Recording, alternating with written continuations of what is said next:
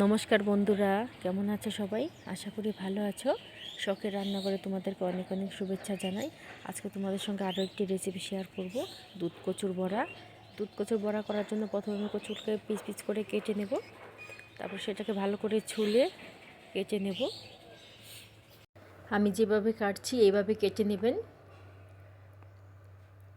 আর একটা কাটা হয়ে গেছে, আরেকটা কেটে নেব। সবগুলো একইভাবে কেটে নেব। এখন এগুলোর মধ্যে অল্প একটু লবণ দিয়ে জল দিয়ে ভিজিয়ে রাখবো 15 মিনিটের মতো, যাতে কচুগুলো নরম হয়ে যায়। 15 মিনিট পরে এটাকে আবার ভালো করে ধুয়ে চিপড়ে নেব। 15 মিনিট হয়ে গেছে। এখন এগুলোকে ভালো করে চিপড়ে নিয়েছি। এখন একটা ব্যাটার তৈরি করে নেব ভাজার জন্য। এটার মধ্যে বেসন দিয়ে দেব, পরিমাণ মতো চালের গুঁড়ো দিয়ে দেব, লবণ দিয়ে দেব, পরিমাণ মতো হলুদ গুঁড়ো দিয়ে দেব, পরিমাণ মতো লঙ্কা গুঁড়ো দিয়ে দেব। ভালো করে একটু মিশিয়ে নেব।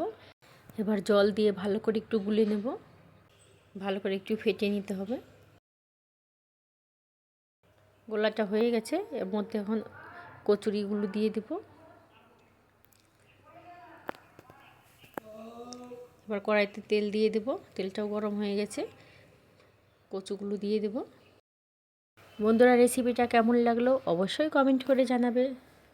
খেতেও খুবই ভালো হয়। বন্ধুরা অবশ্যই বাড়িতে একবার বানিয়ে দেখবে।